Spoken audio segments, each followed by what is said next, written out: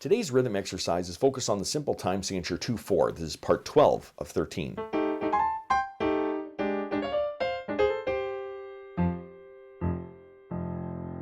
Welcome to my studio, Bach To Basics. This channel is where you can find videos to further your music studies. Now let's read some rhythms.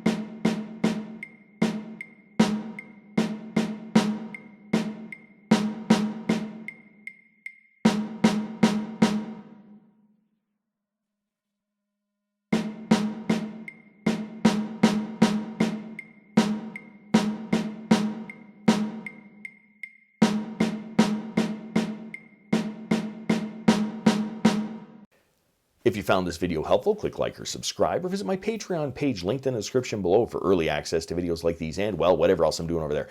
Thanks for watching. I'm just a music teacher having fun. Catch you on the next one.